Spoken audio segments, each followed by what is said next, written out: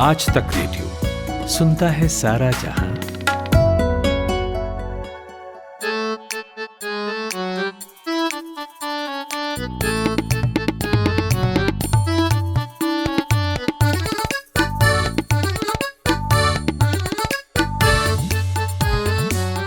एक होती है घटना और एक होता है घटना का वर्णन।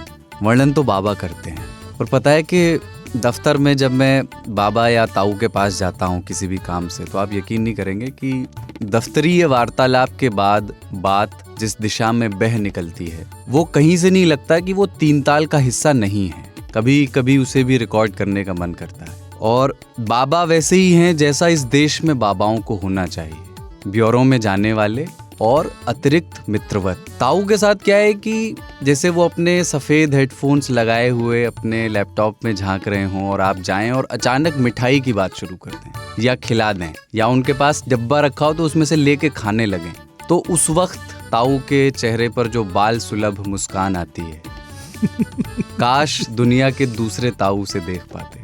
मुझे कभी कभी लगता है कि हम 1.5-2 घंटे तीन ताल करते हैं, पर बिना माइक के हम जब तब तीन ताल के छोटे छोटे संस्करण जमाते रहते हैं।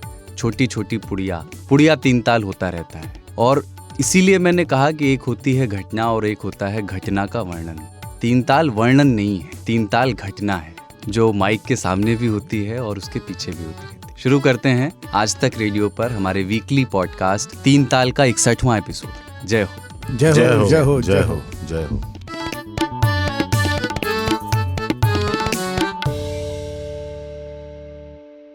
शिद्दते लखनऊ की गलियां, घना कोहरा और चर्च के सामने वाजपेयी जी की कचौरी की दुकान, जहां हम और दुष्यंत अपने अपने प्लेट लेकर खा रहे हैं। हमारा सब्जी खत्म हो गया आलू चने का, तो हमने घने कोहरे का फायदा उठाकर उनके प्लेट में हाथ मारा। दुष्यंत अनायास बोल पड़े, मत कहो आकाश में कोहरा घना है, यह किसी का व्यक्तिगत आलू चना है। दुष्यंत मुझे बहुत याद आ रहे थे सुबह। इतना ऊंचा बार सेट हो गया स्टार्टिंग। हाँ, हम तो मतलब, लेकिन ऑफ स्क्रीन तीन ताल पे बाबा थोड़ा सा प्रकाश और डालिए। तुम जब कह रहे थे प्रस्तावना, तो कुमार गंधर्व मुझे याद आ रहे थे कि नैन घट घट तन एक घड़ी, और बिल्कुल घटना ही है तीन ताल। लेकिन तीन ताल के कंस्ट्रक्ट के बारे में एक जो चीज़ बहुत महत्वपूर्ण है और जिसको आप एकदम सही पकड़े हैं कि तीन ताल कोई विस्तार नहीं है, घटना है। और तीन ताल इतना ही नहीं है जितना आप तक पहुंचता है, क्योंकि सृष्टि के तमाम सृजन जो लोगों तक पहुंचे हैं, उनके पहले उनके पीछे बहुत सारी और घटनाएं परिघटनाएं होती रहती हैं।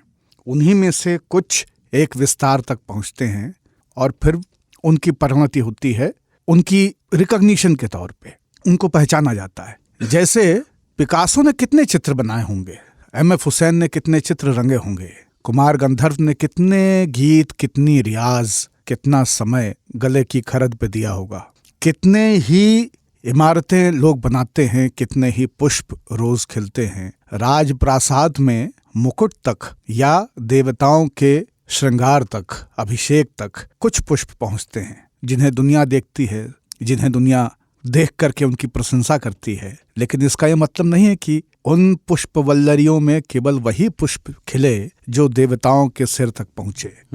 पुष्प बहुत खिले।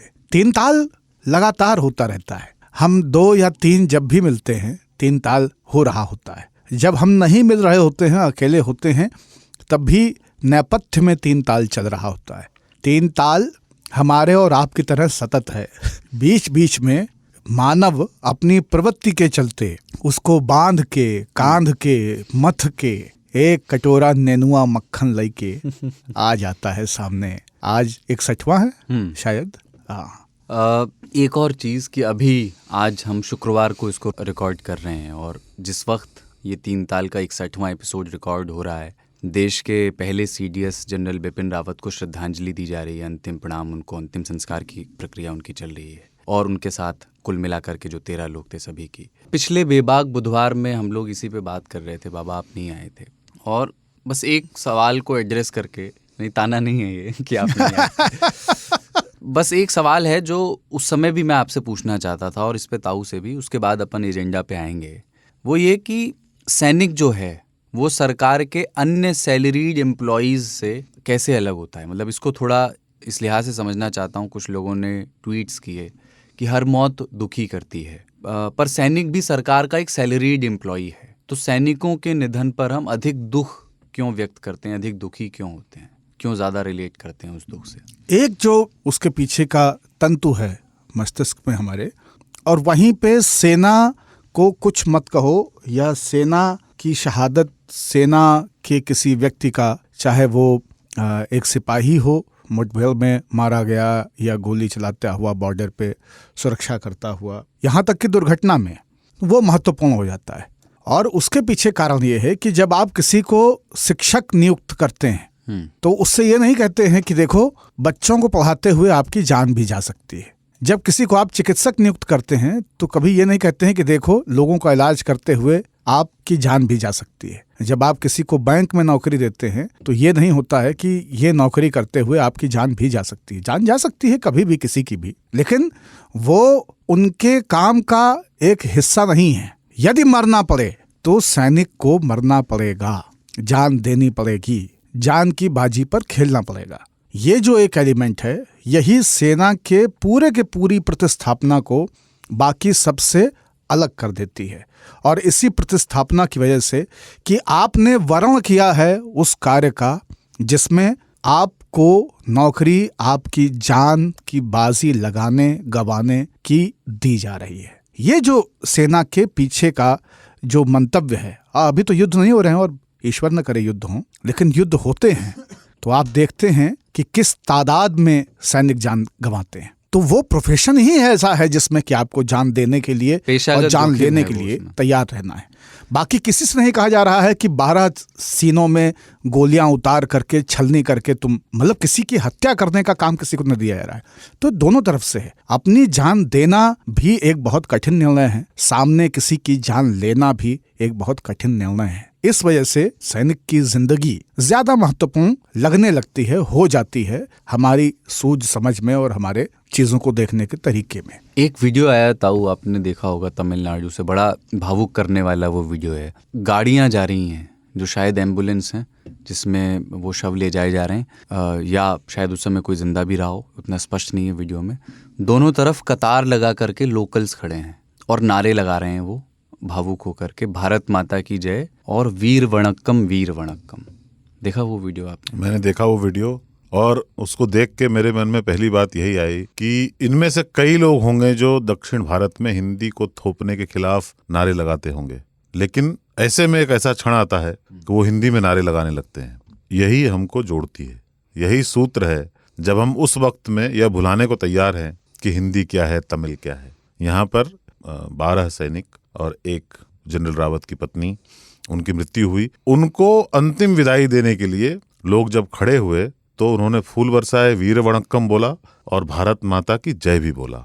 आप ये देख लें, जो आई विटनेसेस हैं वो कहते हैं कि वो जब बचाने गए लोगों को दुर्घटना स्थल पर, तो वहां पे वो हिंदी में बोल रहे थे, बचा लो या जो भी बोल रहे थे, या पानी दो, तो वो हिंदी में बोल रहे थे। कारण क्योंकि वो ज्यादातर उसमें इन क्षेत्रों के लोग थे और आपस में बोलचाल की भाषा सेना में भी हिंदी है। वहां के लोगों ने उनको, जो हिंदी में बोलते हैं, ऐसी भाषा में उनको विदाई दी कि उनको समझ में आए, जो जा चुके हैं। और उस समय इस बात का भेद नहीं रखा कि हिंदी के शब्द हैं जिसका हम यहाँ पर विरोध करते हैं। यही वो सूत्र है, उसका कोई नाम नहीं है, पर यही वो सूत्र है जो हम सबको बांधे रखता है, और हम उसके चलते ही भारत कहलाते हैं।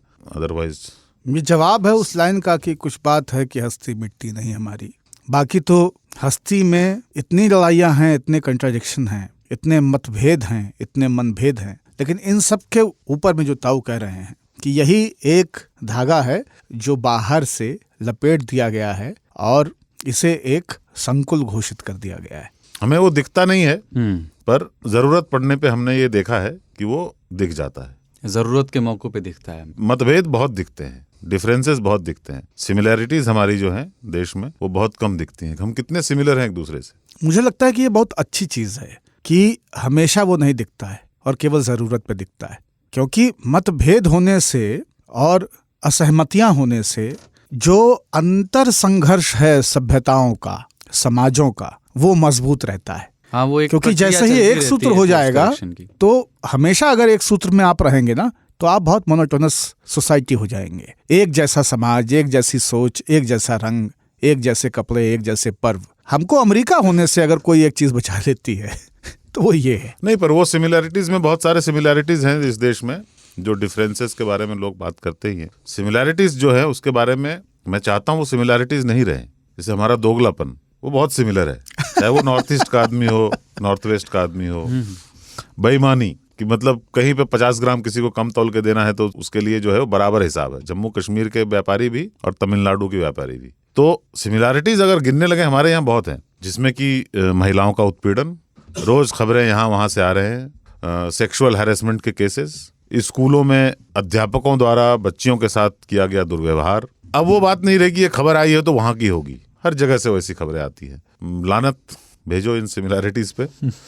हमारी समानताएं दूसरे किस्म की होनी चाहिए, जिस किस्म की होनी चाहिए उसका प्रदर्शन तमिलनाडु में हुआ है। तो आज के एजेंडा पर आता हूँ मैं। आज किस किस चीज़ों पर बात करेंगे? सबसे पहले आज टोपी पर बात करेंगे। प्रधानमंत्री ने लाल टोपी का जिक्र छेड़ा और उस बहाने मुख्तलिफ किस्म की टोपियां और कनपुरिया टोपों पर भी आज बात होगी। राजनीति में काली और सफ़ेद टोपियां भी हुई हैं तो उनका भी जिक्र और लोग तो देख नहीं पा रहे, लेकिन मैं बता दूं कि एक टोपा पहन करके ये बैठे हुए हैं। मैंने कुलदीप बाबू इस वक्त आसमानी रंग की एक टोपी इस समय पहनी हुई है और गजब टोपीबाज आदमियों को भी याद करेंगे। फिर बात होगी रिचार्ज की, जो खट्टी मीठी दुनिया हुआ करती थी जो अब विलुप्त प्राय है। छोटे रिचार्ज और बड़े रिचार्ज वाली मोबाइल कंपनियां टैरिफ के प्लान्स बढ़ाती जा रही हैं। ऑप्शन भी अब पहले से कम है, लेकिन एक समय था जब कार्ड्स को खुरच करके रिचार्ज किए जाते थे और उसकी महिमा थी। और एक मिस्ड कॉल समाज भी हुआ करता था, जो रिश्तेदारों की पहचान की एक इंटरनल पद्धति था कि किनके यहाँ से मिस्ड कॉल आती है, किनके यहाँ मिस्ड कॉल की जाती है। और आखिर में 3 तालियों की कुछ पिछले एपिसोड्स पर रिएक्शंस, उनकी प्रतिक्रियाएं हैं और चिट्ठियां आई हैं। मगर इन सबसे पहले एक छोटा सा ब्रेक।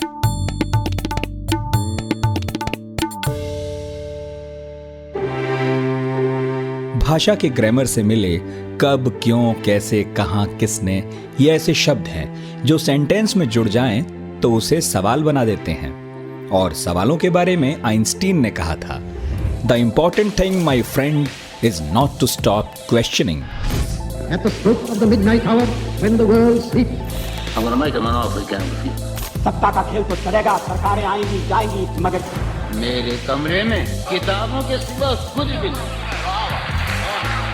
मैं हूं नितिन ठाकुर और लेकर आया हूं एक ऐसा पॉडकास्ट जिसमें हम हर टॉपिक का रेशा रेशा खुलने तक सवाल पूछने से थकते नहीं। यहाँ हम बात करते हैं समंदर में दफन इतिहास से लेकर आसमान में उड़ते साइंस तक की। तो हर गुरुवार मेरी दुकान पर मिलेगा 4 किताबों के बराबर ज्ञान। आज तक रेडियो पर पढ़ाकू नितिन में, हमारी वेबसाइट के अलावा एप्पल पॉडकास्ट, गूगल पॉडकास्ट और स्पॉटिफाई पर भी। वेलकम बैक टू 3 ताल। ताऊ बाबा और सरदार के साथ हैं आप। और चुनाव बड़ी कमाल की चीज़ है, नए नए टॉपिक मुहैया कराता रहता है बातचीत के। और इस बार के विषय के लिए प्रधानमंत्री का शुक्रिया कि उन्होंने टोपी पर बात करने का आइडिया दिया। उन्होंने गोरखपुर में एक रैली में ये कहा कि ये जो लाल टोपी वाले हैं, उनका इशारा समाजवादी पार्टी की ओर था, ये लाल टोपी वाले यूपी के लिए रेड अलर्ट हैं। और अखिलेश यादव ने इसका जवाब दिया कि लाल जो है वो बदलाव का और क्रांति का सिंबल है। आम आदमी पार्टी के जो राज्यसभा मेंबर हैं संजय सिंह, उन्होंने कहा कि जो खुद काली टोपी लगाते हैं, जिनकी पार्टी काली टोपी लगाती है, उनकी संस्था काली टोपी लगाती है, मुझे हैरानी नहीं होगी अगर वो लाल किला का नाम बदलकर काला किला कर दें। पर इसमें ना एक गाने पर भी वॉर हुआ है। अपन इसके सामाजिक पक्ष पे आएंगे, पर एक सवाल जो गीत युद्ध बहुत गीत और पॉलिटिकल पक्ष पे भी। तो बीजेपी ने एक पॉलिटिकल गाना भी बना दिया है, मतलब इसे पॉलिटिकल है, उसी हिसाब का गाना है जैसी भाषा आजकल होती है, उसी हिसाब से अपन को चश्मदीद की तरह सुनना है। फिर मैं इसका जवाब भी सुनाऊंगा जो सपा ने दिया है। पहले बीजेपी वाला सुनिए। लाल टोपी वाले यूपी के लिए रेड अलर्ट है, रेड अलर्ट। टीपू तोरी टोपी है लाल लाल रे, टोटी चुराए कमाल चाल रे। टीपू तोरी टोपी है लाल लाल रे, टोटी चुराए चाल रे। और समाजवादी पार्टी ने इसका जवाब भी दिया है, वो भी सुनिए। जवान के जुनून को, गरीब के सुकून को, लड़ा के खुद आवाम को, जो चूसते हैं खून को, उन आंखों में खटकती है समाजवादी टोपियां, ये इनकलाबी टोपियां, ये लाल रंग की टोपियां, समाजवादी टोपियां, समाजवादी। बाबा, एनी कमेंट्स? मुझे टोपी शुक्ला याद आ रहे हैं। हाँ, उन पे करनी बात वो, मैंने वो मतलब सोचा हुआ है कि टोपी शुक्ला पे बात करनी।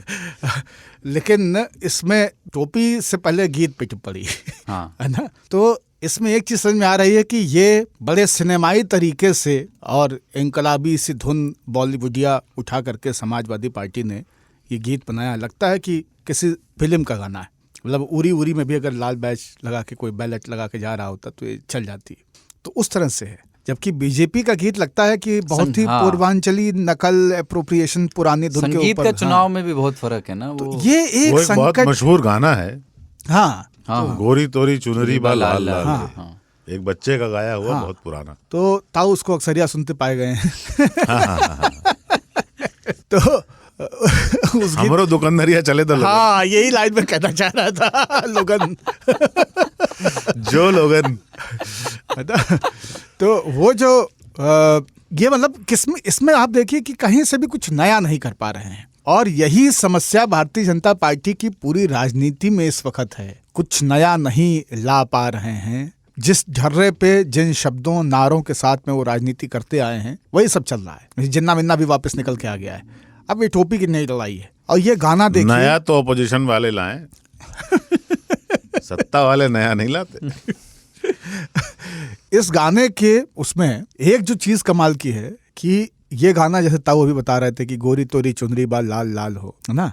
अब वो लाल चुनरी वाला गाना है और लाल चुनरी वाला पूरा यूपी है। मतलब आप गढ़मुक्तेश्वर से शुरू करें, सहारनपुर से शुरू करें और फिर आप पहुंच जाएं मिर्जापुर तक, तो लाल चुनरी जो है वो एक प्रतिस्थापित चीज है, मंगल का संकेत है। और उसमें आप लाल रंग को उसी चुनरी वाली धुन पे घेरने की कोशिश कर रहे हैं। ये एक ब्लंडर है। मुझे लगता है कि ये उचित नहीं है ना। मतलब ये बैकफायर करने वाली चीज है, क्योंकि दिमाग में तो बार बार वही आएगा, लाल लाल हो, तो कन्विंस तो वही करेगा। ये तो करेगा नहीं। दूसरा जो इसमें संकट है कि ये कैसा देश है ना, अजीब सा। इस गीत को सुनते हुए मुझे वो गीत याद आ रहा था, राज कपूर वाला, मेरा जूता है जापानी, ये पतलून इंग्लिशतानी, सर पे लाल टोपी रूसी ना। अब रूस और रूस की क्रांति और लाल टोपी रूसी, फिर भी दिल है हिंदुस्तानी। और वो उसको वहीं क्रांति पे लेके आ रहे हैं। तो इनका कंट्राडिक्शन ये है कि ये रूसी क्रांति को उठा करके और अपनी बात जमाने की कोशिश कर रहे हैं, लेकिन क्रांति कहीं होती नजर नहीं आती। समाजवादी पार्टी के ऊपर आप किसी भी तरह का आरोप लगा सकते हैं, क्रांति का आरोप नहीं लगा सकते हैं कि वो क्रांतिकारी है ना। एकदम नहीं है। वो राजनीतिकारी हैं, वो सत्ताकारी हैं, है ना। वो इन सारी चीजों में हैं। लेकिन आज की समाजवादी पार्टी के ऊपर ये आरोप लगाना कि वो क्रांतिकारी हैं थोड़ा सा मुश्किल काम है। ये आरोप ही है। ये आरोप ही है। हाँ, ये तमगा नहीं। लेकिन तो हाँ, और इसमें क्या है कि एक चुटकुला आजकल चल पड़ा है यूपी में और बहुत रोचक है। अभी कहीं आया नहीं है, मैं इसलिए 3 ताल वालों को सुना दे रहा हूँ। आप प्रिविलेज्ड हैं। वो ये है कि पिछली बार टोटियां गायब हुई थी, इस बार अगर सत्ता परिवर्तन हुआ तो टोपियां गायब हो जाएंगी। नहीं। तो कुछ मिट्टी के पाइप नुमा चीजों में भर के पिया जाने वाला पदार्थ कुछ भवनों से बरामद हो सकता है। ये जो चिलमन है। लाली मोरे लाल की जित देखूं उतलाल, लाली देखन मैं गई खुद भी हो गई लाल। मैं लाल टोपी वालों को ये शुभकामनाएं देता हूं कि रंग से ही अगर वो थोड़े लाल हो जाएं, रंग अगर कच्चा हो तो फैल जाता है। दिक्कत है कि साम्यवादी रंग बहुत पक्का होता है, फैलता नहीं है। मैं आशा करता हूं कि थोड़ी सी क्रांति उनके घर भी घुस जाए। बाकी जाफरानी क्रांति, जो कि बहुत, जाफरान देखिए कहाँ कहाँ आता है, कश्मीर में, ईरान में, और लेकिन लहर आती है इंडिया में। तो जाफरानी क्रांति और लाल क्रांति के बीच का मुकाबला ऐसा है कि यूपी की पब्लिक फरवरी में मार्च में जब भी इलेक्शन होगा, इस बार दोनों में से एक को चुनेगी, ऐसा लग रहा है। सवाल है कि लाल टोपी वालों का रंग पक्का हो तो। अभी विश्वसनीयता की कमी है इतनी जबरदस्त कि आप थोड़े दिनों और रुक जाइए। लाल वाले जाफरानी में, जाफरानी वाले लाल में जाते ही गौरव भाटिया हो जाते हैं लोग। उनका पता नहीं 4 साल तक यहाँ पर थे। आप देखना, जो भी जिनके भी टिकट कटेंगे वो उधर जाएंगे, उनको टिकट भी मिल सकता है और फिर वहीं पे जनता विभेद नहीं कर पाती है। लोग टीएमसी में थे, बीजेपी में चले आए, वापस टीएमसी में चले गए। ये ऐसा क्रेडिबिलिटी का संकट है जो यूपी में अब आपको दिखाई पड़ेगा। तब आप बताना कि कौन लाल था, कौन जाफरानी था। अंदर से क्या है, बाहर से क्या है, ये सब इस चीज पर डिपेंड करता है कि टिकट बंटवारे के बाद क्या होता है। जैसी की सूचना है, बीजेपी बहुत सारे जाफरानियों का कुर्ता उतारने वाली है। वह नहीं कि उसी को जीने का हक है इस जमाने में, जो इधर का लगता रहे और उधर का हो जाए। दिसंबर की आद्योपांतीय पंक्ति जहाँ पे उसका विकिर होता है कि वो साल दूसरा था, ये साल दूसरा है, इसमें इस बार का दिसंबर वाकई अलग होगा पिछली बार के दिसंबर से, क्योंकि टोपियां तो दिसंबर में बहुत बिकती हैं, लेकिन इस बार टोपियां दुगनी तिगनी बिकेंगी। और आप पाएंगे कि कई विधायक या कई वानाबी विधायक, ये दोनों प्रकार की जो जातियां होती हैं, इन दोनों के यहाँ अभी भयंकर बड़े पैमाने पर 2, 3, 4 तरह की टोपियां खरीदी जाएंगी। एक सफेद टोपी है जो अब 40% महिलाएं पहनेंगी, उसको बहुत सारे लोग खरीदना चाहते हैं। कई लोग ऐसे हैं जो बाज पार्टियों में विधायक हैं या रहे हैं, वो भी चाह रहे हैं कि 40% वाले में किसी तरह से हमारे घर की कोई बहुरिया बिटिया जो है इस बार मैदान में आ जाए। एक नीली टोपी है, नीली टोपी की दुकान टाल हल्की पड़ी हुई है, उसकी बिक्री नहीं हो रही है। लेकिन एक दूसरा और बंदा है जो कि नीली टोपी लेके घूम रहा है, कि कह रहा है कि हमारी टोपी, गमछा भी लेके घूम, हाँ गमछा टोपी असली नीली है, असली नीली हमारी है। तो अब नीली की लड़ाई चल रही है। और काली और लाल तो सबने खरीद के रख रखी है, जैसा अवसर होगा वैसे निकाल के पहन लेंगे। आप समझिए कि एकदम बाएं में लाल है और दाएं में दक्षिणाव्रत। नहीं, पर काली वाली अंदर पहनी जाती है, काली वाली के ऊपर जाफरानी पहनते हैं लोग। काली वाली दिखती नहीं खुल के। तो और मजे तो, लेकिन ये क्यों कहते हैं लेकिन लोग? संकट ये है ना ताऊ, देखिए कि काली वाली का महत्व यूपी में टिकट बांटने में है। हाँ। अगर आप काली टोपी खुले में पहन के आप अगर केशव भवन नहीं पहुंचे तो या भारतीय भवन नहीं पहुंचे, नहीं जोड़ चढ़ेगा। में बात होती है, अरे आज पीपी के हम बैठक है, उन्हें किसके हैं? बोले प्रांत प्रचारक के हैं। हाँ। अच्छा, एक बात बताओ, ये बेवकूफ बनाने को टोपी पहनाना क्यों कहते हैं? हाँ, बहुत जगहों पे लोग बोलते हैं यार टोपी पहनाता है वो, मतलब दूसरों को कोई तो बेवकूफ किस्सा बनाता है, ठगता होगा, है। कोई एक आदमी आया होगा जिसने टोपी पहनाई क्योंकि अखिलेश भी पहना रहे हैं लोगों को टोपी। हाँ, और ये अन्ना आंदोलन से योगी जी टोपी भी पहना पहनाने रहे का हैं। ट्रेंड शुरू हुआ है। अन्ना ने टोपी तो पहनाना पूरे देश बहुत को पुराना पहनाया। है। टोपी पहनाना बहुत पुराना मुहावरा है। और टोपी पहनाने का मतलब यह है कि जो कुछ भी दिख सकता था या जो कुछ भी जाहिर था, जो कुछ भी कॉमन सेंस था, उसको कोई कवर कर दे ना। तो आपने किसी की सारी चेतना के ऊपर कुछ और डाल दिया, एक पर्दा सा डाल के ढक दिया, उसको कुछ और यकीन करा दिया। ये टोपी पहनाना है। आप आए थे ये सोच करके कि ये फलाना जो है जूता ये बेहतर है, यही ले लिया जाए, और आपको जूते वाले ने टोपी पहना दी। पहनाना था उसको जूता, पहना दी इस टोपी। क्या कह के, अरे सर आप ये लेके जाइए। ये वो जिसको बोलते हैं शीशी में उतारना, वही हाँ। है ये ऑलमोस्ट। शीशे में उतारना और गहरी चीज अच्छा, है। और गहरी। शाम को मिलेंगे। आप दोनों यूपी वालों से मेरा आग्रह है कि शुक्ला, टोपी शुक्ला क्या है, हाँ, इसके बारे में थोड़ा वर्णन कर दें। राही मासूम रजा का उपन्यास है टोपी शुक्ला, जो ये एक तरह से रिकमेंडेशन भी हो गई आज की पहले। यस, यही हाँ, मैं कर चाहता चुके हम एक बार पहले। हाँ, इसी 3 साल में कर चुके हाँ। हैं। वो पढ़ना चाहिए। वो हिंदू और मुसलमान के बीच में फंसा हुआ एक व्यक्ति है, बाबा, और उसके बारे बिल्कुल। तो राही मासूम रजा के जो भी उपन्यास हैं या जो भी उनका काम है, उसमें इस फैब्रिक पे बहुत काम किया गया है, हाँ, जो दोनों को एक साथ लाने की कोशिश में कौमी बंधे हुए हैं। यकजहती। हाँ, तो आप नीम का पेड़ भी देखेंगे तो वो सोशल डिवाइड को कवर करने की पूरी लड़ाई है। आप आधा गांव पढ़ेंगे तो आपको भी उस मतलब उसमें भी वही कहानी मिलने वाली है। और टोपी शुक्ला की कथा भी वही कथा है। उन्हीं अंतर्द्वंद्वों का, उन्हीं कॉन्फ्लिक्ट्स में किसी के को एग्जिस्ट करने की जो कहानी है, वो राही मासूम रजा का फैब्रिक रहा है। वो उसी की स्याही से हमेशा लिखते रहे। लोगों ने नीले और काले से किताबें लिखी हैं, लाल से किताबें लिखी हैं। जैसे एक धागे की बात ताऊ शुरुआत में कर रहे थे, ये जो दूसरा धागा है, इस धागे की बात राही मासूम रजा, इसी धागे से बुनते चलते हैं अपने कथा संसार को। टोपी शुक्ला खरीद लें और पढ़ें। और सुझाव एक और है, बहुत मोटी सी किताब नहीं, पतली सी किताब है, बहुत ज्यादा पन्ने उसमें नहीं है। पेपर बैग खरीदिएगा राजकमल का, बहुत सस्ता मिलेगा, मेरे ख्याल से 95 रुपए या 120 रुपए की किताब है। खरीदें और उसको पढ़ें। टोपी शुक्ला, डॉक्टर राही मासूम रजा की छोटी सी कहानी। जिन जिन भाइयों ने नहीं पढ़ी है कृपया मंगवा लें और पढ़ें। उसके बारे में राही मासूम रजा ने खुद कहा है कि उस कहानी में ना एक भी गाली नहीं है उस किताब में, लेकिन वो पूरी कहानी ही गाली है। वो कहानी अश्लील है जीवन की तरह, उन्होंने खुद उसके बारे में कहा है। उसको पढ़िए। और मैं थोड़ा अब इसके सामाजिक पक्ष पे आता हूँ। आपको ये लग रहा है कि मतलब अश्लील कहने से लोग ज्यादा खरीदेंगे? तो मसाला है भाई साहब इसमें। कहें तीसरा एपिसोड देख रहे हैं स्पाइटकस का, क्या करें? कहें 17 मिनट से फिर से देखो। यह गौरव भाटिया का एक वायरल वीडियो है, 5 मिनट से देख लें उसको।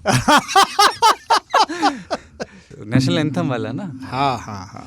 तो आप लोग दोनों लोग बारी बारी से बता दें कि आपकी फेवरेट टोपियां कौन सी, किस तरह की रही हैं। और टोपियों के प्रकार भी कई तरह के होते हैं, वो भी अगर मेरे लिए बहुत असंभव है तो नहीं, क्योंकि आप तो वो, क्योंकि मेरे पास संकट ये है कि देश और दुनिया की कम से कम 35-40 टोपियां मेरे पास हैं। तो आप सोचिए कि मैं बहुत टोपी पहनता रहा हूँ, लोग मुझे पहनाते रहे। कहाँ से लाएं थोड़ा मतलब? तो उसमें जमैकन कैप हैं, उसमें ईरान की टोपियां हैं, पेशावरी हैं, कांधार काबुल की हैं, नेपाल की हैं, और नॉर्थ ईस्ट की कैप हैं तरह तरह की। संथाली टोपी एक है, वो बुन करके हाथ से तैयार करते हैं, गोल जैसी रहती हैं। और फिर जो कानपुर से लेके इलाहाबाद तक और लुधियाने जलंधर से लेकर के इंदौर तक टोपियों का एक पूरा संसार है, वो तो तमाम टोपियां हैं ही। इसके अलावा कुछ हैट वगैरह भी हैं। और जो बचपन में मुझे सबसे प्रिय टोपी रही वो जो आर्मी बैलेट है, और एनसीसी में हम लोग को वो अलाउट होती थी, तो परेड में एनसीसी का बैलेट पहनना होता था। मेरे पास 2 बैलेट होते थे। एक बैलेट वो जिसमें कि एनसीसी का बैज और कलगी लगी रहती थी, लेकिन दूसरा बैलेट उसमें न बैज होता था और न कलगी होती थी, और उसको मैं रेगुलर पहनता था। शादी ब्याह कहीं आना जाना, उसमें वो हम बांध करके घूमते थे लगा करके। आज भी आर्मी के बड़े बड़े अधिकारियों को देखने के बाद जो मेरी पहली टिप्पणी होती है वो ये होती है कि इनको बैलेट बनाना नहीं आता। बैलेट को सर पे पहनने का एक तरीका ये है कि जब आप बैलेट को खरीदें तो उसमें एक अंदर अस्तर होता है और बाहर एक ऊनी कपड़ा होता है। उन दोनों को खींच करके दोनों विपरीत दिशाओं में एक लंबा कोन बना लें, और अस्तर को हाथ में पकड़ के उस बैलेट को पानी में डुबो दें। डुबो के उसको झाड़ें ताकि जितना पानी झड़ के गिर सकता है गिर जाए। फिर उसको सर पे डालें और ऊपर से सोहराते हुए उसको एक तरफ लिफ्ट डाउन करें। इससे एक शेप बनता है। सर में पहनने के बाद इसको उतार के रख देना। पढ़ा था आपसे पहले, मुझे ये यकीन नहीं था कि किसी को याद भी हो सकता है। वो इसको उतार के उसको उतार के फिर आप एक लकड़ी के तख्ते या किसी चीज पे रख दें और 2-3 दिन सूखने दें। वो बैलेट अपना शेप ले लेता है। उसमें कहीं पे भी दरार नहीं दिखनी चाहिए। ये कान दिखना नहीं चाहिए और इस कान से ऊपर 2 उंगली रख करके बैलेट पहनना चाहिए। तो ये बैलेट पहनने के तरीके थे। काली टोपी भी मेरे पास है। घर में पिताजी की वजह से सफेद और लाल टोपी पहले से रही हैं। तो टोपियां बहुत हैं। गर्म पानी निजामुद्दीन औलिया की दरगाह पे जाते जाते तो करीबन 20-22 टोपियां और घर में है, छुटकी वाली, क्योंकि सर कवर करना है। तो दरगाह पे जय बार गए तो कभी पूछ के नहीं गए, सोच के नहीं गए। अच्छा, बीएचयू में जब हम पढ़ाई कर रहे थे तो एक भगवा कपड़ा या सफेद रुमाल, इस तरह की चीजें, बड़े मतलब 1.5 फीट के कपड़े, वो जिनके किनारे जो है आपने पीको करा रखे हैं, और मोहरा स्टाइल में उसको बांध के साइकिल चलाता था। ये जो बहरे या बैलेट जो बाबा बोल रहे हैं, टोपी है, हमने टोपी पहनना बंद कर दिया है। मनुष्य को बांटता ही टोपी है। अगर मैं नजीर अकबराबादी होता तो लिख भी देता, यहाँ आदमी को आदमी से छांटे है टोपियां और आदमी को आदमी से बांटे है टोपियां। पोप की टोपी अलग, शंकराचार्य की पगड़ी अलग, मौलाना की टोपी अलग, पगड़ी जो गांव में बांधते हैं दलितों की पगड़ी का स्टाइल अलग, ठाकुरों का अलग, बामणों का अलग। महाराष्ट्र की टोपी, गांधी की टोपी, समाजवादियों की टोपी, टोपियां ही टोपियां। हेड गियर जिसको बोलते हैं। अफ्रीका का आदमी और हमारे यहाँ का आदमी आदमी है। टोपियां विभाजित करती हैं उनको, टोपियां आइडेंटिटी देती हैं। ये जो बैरे बाबा बोल रहे थे, मैं कई सारे ऐसे परिवारों को जानता हूँ जिनमें कुछ लोग कभी सेना में गए थे, पर उनके लौंडे शादी ब्याह में भी बैरे लगा के घूमते हैं। वो आते ही हैं मतलब पूरा ड्रेस पहन के, जैसे कि वो आर्मी में हो। अपन एनसीसी में नहीं गए थे तो अपना वो वाला अनुभव नहीं रहा कि उसको टोपी को तीर के कैसे फिर उसको सुखाना है 3 दिन और फिर पहनना है। पर बड़े होने के बाद पता चला कि जो हेड गियर है ना, ये हेडेक है ह्यूमन सभ्यता का। आप कहीं चले जाओ, आदमी आपको कपड़े से जज करे ना करे, हैट और इट्स एब्सेंस विल डिसाइड।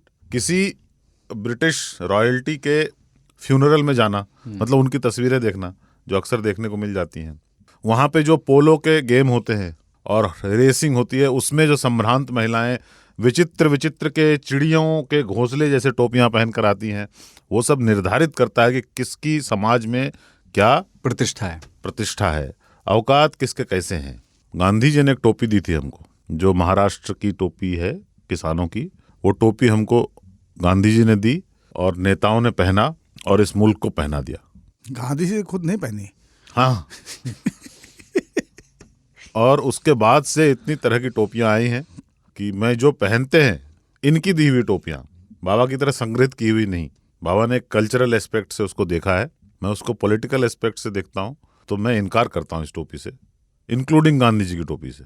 मेरा बाल नंगा ही ठीक है, मैं नंगा ही ठीक हूं, मुझे हिजाब नहीं चाहिए। टोपियों का बहिष्कार कर रहा हूं मैं। इन सारी कैप्स में सबसे प्रिय जो है ना, वो मंकी कैप है क्या? नहीं मुझे बंगाली बदनाम है यार इसके लिए। क्यों पहनते हैं उसको? ठंड से बचाने के लिए अपने आप को। लेकिन उसको बाहर क्यों नहीं पहनते? ज्यादातर लोग उसको घर में या मोहल्लों में पहनते हैं, मतलब हाँ, दफ्तर पहनकर आने का रिस्क नहीं लेते हैं। हाँ, दफ्तर पहन के आने के रिस्क का एक तरीका है कि वो भद्दी लगती है कि फिर जो वो नीचे तक कवर होती है ना, उसको फिर आप आधा पलट लेते हैं। तो कंटोप को हाफ फोल्ड कर लें रिवर्स में, तो उससे केवल कान के ये जहाँ पे कुंडल डाले जाते हैं उतना हिस्सा पिन्ना दिख रहा होता है, बाकी आपका कान कवर्ड रहता है, सर बचा रहता है और मत्थे पे कट आ जाता है ऐसे करके, तो वो बहुत सही हो जाती है। तो बाहर जाने का वो है। भगत सिंह की जो कैप है, हैट है ना, तो ताऊ जो कह रहे थे कि ना कि दुनिया में तिरस्कार और प्रतिकार की वजह जो है टोपियां बनती हैं, हैट मी और hat me not. Good one. तो वो वाला मामला। सबसे विचित्र एक जो टोपी है जिसका मैं जिक्र करना चाह रहा था, देखिए टोपी की शुरुआत में जहाँ से इंसान ने टोपियों को पहल बार बनाया होगा, उसकी सुध, उसकी चेतना उसे आती है पक्षियों से।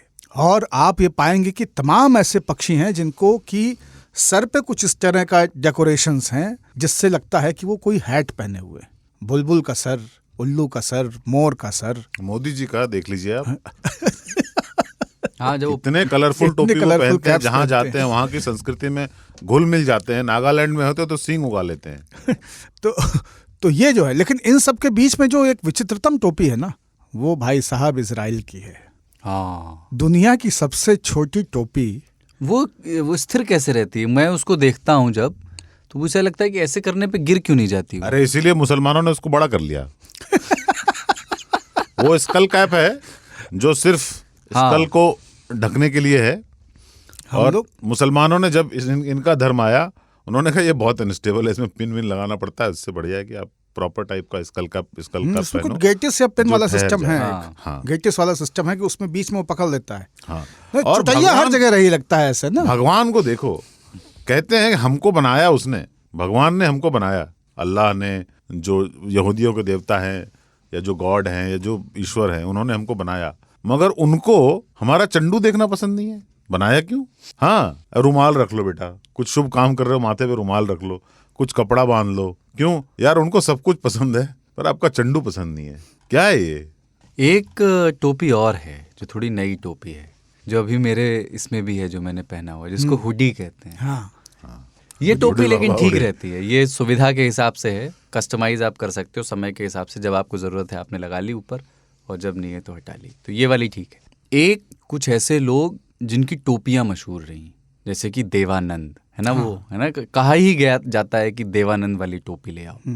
बाद के दिनों में हिमेश रेशमिया के बारे में वो बात थी कि वो जो टोपी वाला सिंगर नहीं आया उस समय जब वो नए थे, आशिक बनाया लेकिन हम तो जब टोपी की बात आती है तो दो लोगों को तुरंत याद करते हैं जो टोपी से ही पहचाने जाते हैं, एक नेहरू और दूसरे वीपी सिंह। वीपी सिंह गर्मी में भी बहुत कॉन्फिडेंस से वो कैप पहने रहते थे। और वो टोपी पहनने का वीपी सिंह का तो मुझे समझ में नहीं आया। अरे विग लगा लो आप, बालों का इतना शौक है तो वो तो बाल ही उगा रखे थे उन्होंने टोपी में।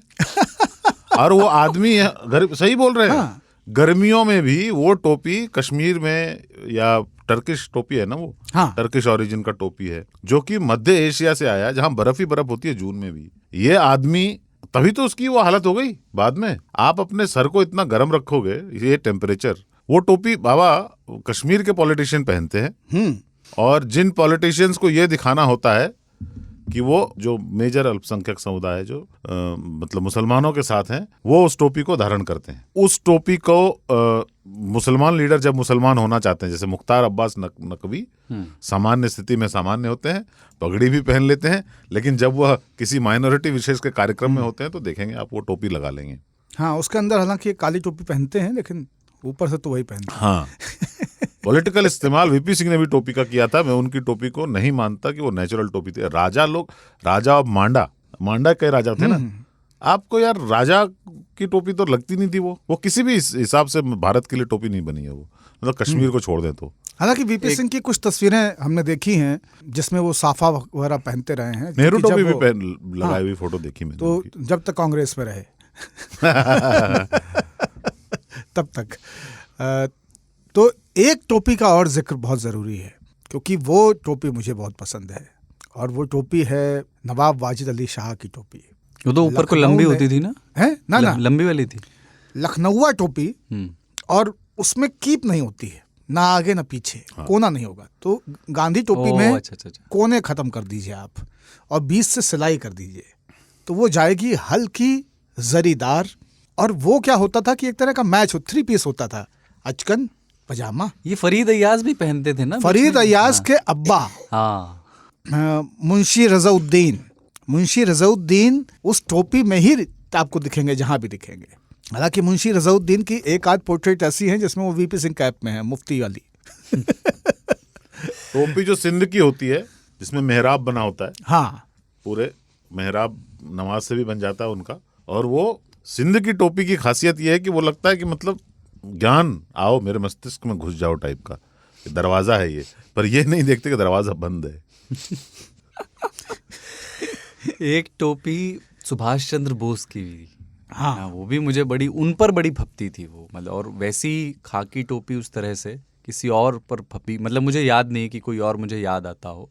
सेना के जनरल्स और कुछ और लोग बाद में पहनते हैं, लेकिन स्मृति में सिर्फ वो उनकी आती, क्योंकि हमारे यहाँ नेवी में और एयरफोर्स में दोनों जगहों पे, एयरफोर्स में ज़्यादा उसका चलन है, लेकिन एयरफोर्स उस तरह से सेलिब्रेटेड है नहीं हिंदुस्तान का जिस तरह से आर्मी है, क्योंकि एयरफोर्स के मजबूत होने तक हमारे यहाँ सारी बड़ी लड़ाइयाँ निपट चुकी थी। और जब एयरफोर्स के मेजर कंट्रीब्यूशन की बात थी, जो बॉर्डर फिल्म में आपने देखा, तो उस वक्त भी वो बेचारे डिलेड रह गए थे मामला पूरा का पूरा, नहीं तो वो टोपी खासी मशहूर होती। अभी दिवंगत हुए दूसरा क्या हुआ, बिपिन रावत साहब जब तक आर्मी चीफ थे तो अपने रेजिमेंट की टोपी पहनते थे, गोरखा वाली टोपी, जो ठुड्डी पे ये एक बेल्ट लगा होता है जो उनके होंठ और चिन के बीच से गुजरता था। वो देख के मुझे थोड़ा ये लगता है कि यार ये गड़ता नहीं होगा एक समय बाद, नहीं गड़ता है, बहुत मजेदार होता है। अच्छा, हाँ। और उसमें क्या है ना, आप एक चीज समझिए, इंसान होठों से 2 चीजों को बहुत अच्छा थामता है, होठ के अंदर खैनी और होठ के बाहर टोपी गोरखा वाली। वो एकदम चिबुक और होठ के मध्य से मध्य रेखा एकदम इक्वेटर की तरह निकलती है वो पट्टी। जय गोरखाली। एक सिनेमा में अगर आप देखें, इंडियन सिनेमा में टोपी का रिप्रेजेंटेशन उस समय पहले, तो गोविंदा जब पहनते थे, अमिताभ बच्चन जब पहनते थे, कुली के जब भूमिकाएं वो निभाते थे, आप पाएंगे नौकर ज़्यादातर जगहों पे, या जो निम्न आर्थिक तबके से आता है, कमज़ोर आर्थिक तबके से आता है, वो टोपी पहना हुआ दिखाया जाता है। और जैसे ही वही व्यक्ति जब अमीर हो जाता है तो उसकी पहचान थी टाई पहनने वाले अमीर थे, टोपी पहनने वाले गरीब थे। ये इस तरह का भी टोपी Classification. अलग, टोपी की क्लासिफिकेशन बदलती थी। ड्राइवर को, गार्ड को कौन सा काम होता है? ड्राइवर के लिए भी टोपी बाय द वे उनका जो है यूनिफॉर्म का पार्ट है। हाँ, वो नेवी वाली है, सामने थोड़ी सी निकली हुई गोल कटोरा। आप हो गए सडनली चंदूलाल, बहुत हो गए अमीर, ठीक है, पर हैं वैसे ही जैसे पहले थे। अब आप नौकर रख सकते हैं। नौकर और आपके बीच में डिवीजन क्या होगा?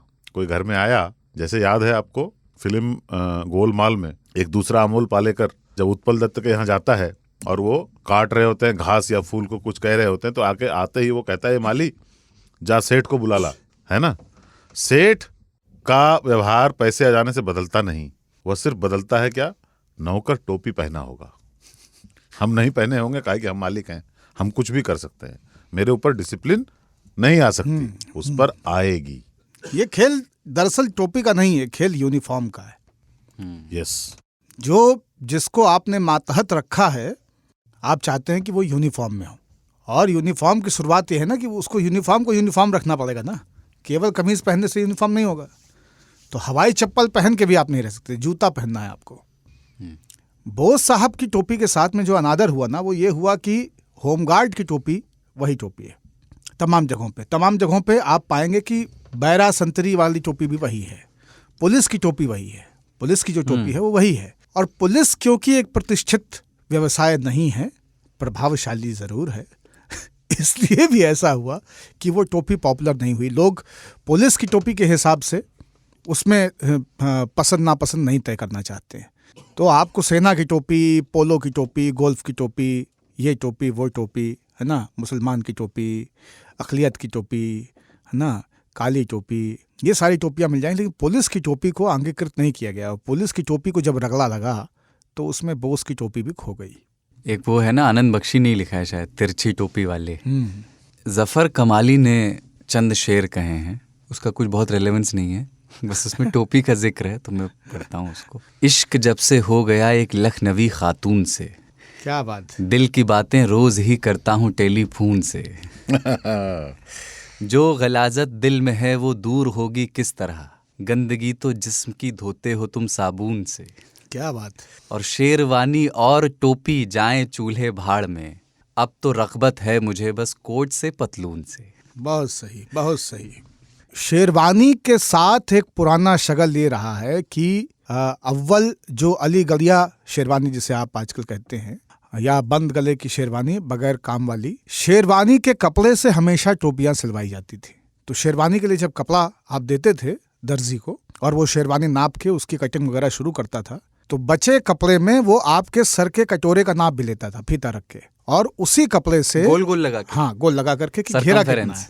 हाँ, तो उस दायरे की टोपी फिर वो बनाए, लंबाई भी जाएगी लेकिन दायरा वो दिया जाएगा। और हमेशा जो लंबी टोपी होती हैं उसमें लंबी टोपी को बनाने के लिए भी देखा दायरा ही जाते, परिधि क्या है, परिधि से ही नंबर तय होता है। हिमाचली टोपी भी परिधि से तय होती है, लेकिन वो गोल है, ये तो लंबी टोपियां हैं। तो शेरवानी के साथ एक कंपल्सन रहा है कि बगैर पूछे दर्जी जो है सारे नाप के बाद सर का एक नाप लेता ही लेता था। सर एक बार सीधा करें, है ना, और सर सीधा करके और फिर वो खटाक से एक बार उसका नापा ले लिया, वो बनता था। आजकल चलन उल्टा हो गया, क्योंकि आजकल शेरवानियां हो गई हैं बिहौता। पहले सामान्य चलन में शेरवानी पहनी जाती थी, ब्याह। तो अब क्या है, शादियों में शेरवानी पहनी जाती है। तो वो टोपी जो बनती थी शेरवानी के कपड़े से, उसने एक यू टर्न लिया। अब वो पगड़ी नहीं, अब वो सर का नाप नहीं लेता है, अब वो पैर का नाप लेता है, और शेरवानी के कपड़े से जूतियां बनाई जा रही हैं। सर और पैर दोनों को पग बोलते हैं। क्या बनाया जा रहा है कपड़े से? ये जूतियां। तिरछी टोपी वाले से याद आया एक सूफी गाना, तिरछी टोपी वाले एक सूफी गाना है कि हर कौम रास्त राहे दीने व किबला गाहे, मन किबला रास्त करदम बरसमत कजकुलाहे। हैं जी। हर कौम रास्त राहे मतलब हर कौम का दीने व किबला गाहे, दीन के हिसाब से उनका एक किबला है जिसकी तरफ होकर वो प्रार्थना करते हैं। मन किबला रास्त करदम बरसमत कजकुलाहे, मैंने अपना किबला उस तरफ कर लिया है जिस तरफ की तिरछी टोपी वाला है। वाह। कजकुला है मतलब तिरछी टोपी वाला। हजरत निजामुद्दीन औलिया दिल्ली वाले तिरछी टोपी पहनते थे और अमीर खुसरो ने उनको अपना किबला घोषित कर दिया था। बिल्कुल। वाह। तो और तिरछी लखनऊ टोपी की- वाले बाबू भोले वाले एक सूफी गाना है। ये यहाँ से प्रतिस्थापित हुआ। और जो लखनऊ की अवधी टोपी है जिसकी भी बात हो रही थी, वाजिद अली शाह वाली या मुंशी रज़ाउद्दीन वाली, उस टोपी की भी खूबी यही है कि उसको पहनने का तरीका जो है मुकम्मल यही है। आपने जो टोपी पहन रखी है वो छोटी है या बड़ी, ओवर साइज तो नहीं है। इसकी तस्दीक इस बात से होती है कि एक तरफ के कान से 3 उंगली और एक तरफ के कान से 2 उंगली। टोपी हल्की सी तिरछी होनी चाहिए। ये जब ये बाबा बता रहे थे, कुलदीप अपने कान और अपने सिर का नाप ले रहे थे उंगलियों से। हाँ।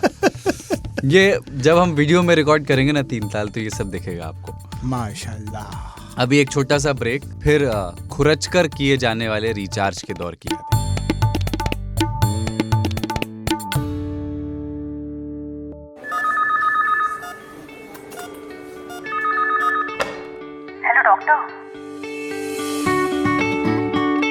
हेलो डॉक्टर आज तक रेडियो की एक खास सीरीज है जिसमें हम आपकी सेहत से जुड़े टॉपिक्स पर काम की जानकारी आप तक पहुंचाते हैं स्पेशलिस्ट डॉक्टरों से बात करके।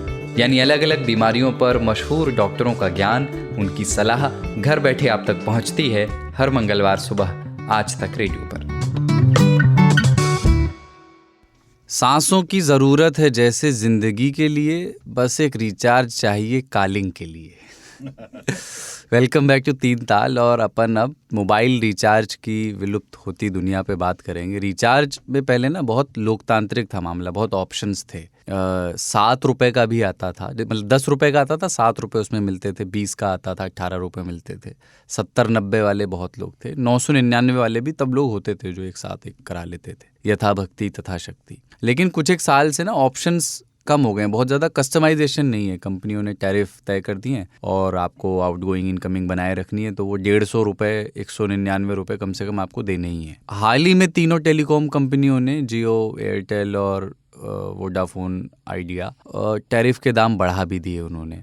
इंटरनेट तो अभी अब इस पे रिचार्ज और उस दौर पे आएंगे, लेकिन बाबा पहले थोड़ा इस पे कि इंटरनेट तो सस्ता हो गया है, पर पहले के मुकाबले अब क्या ऑप्शंस कम नहीं हो गए? जैसे पहले जो सामान्य मानविकी की बात कर रहे हैं तो वो 10 रुपए का भी उसके पास विकल्प था। बहुत सारे लोग 40 रुपए में, 35 रुपए में अपना महीने का मोबाइल का खर्चा चला लेते थे, वो विकल्प नहीं है। हाँ, लेकिन पहले के रिचार्ज और अभी के रिचार्ज में जो एक बुनियादी फर्क है उसको एक देखें आप। आज का जो रिचार्ज पैटर्न है वो डेटा बेस्ड है कि डेटा कितना मिला, 2 GB मिला, 1 GB मिला, अनलिमिटेड मिला, कितना मिला, कै दिन डेटा चलेगा। जैसे आप जियो का कोई फ़ोन लेने, उसमें फ़ोन शायद आता रहेगा लेकिन डेटा बंद हो जाएगा एक अवधि के बाद में। एयरटेल का भी वही है। पहले लोग बात करने के लिए रिचार्ज कराते थे कि इसमें इतने मिनट हमको मिलेगा, इतने मैसेज इसमें होंगे। आप याद कीजिए कि आपने आखिरी बार SMS किसे किया है, कब किया है, इस महीने में या पिछले महीने में। पहले दिन भर SMS चल रहा होता था, है ना। मतलब 31 तारीख की शाम से लोग कहते थे कि इसके पहले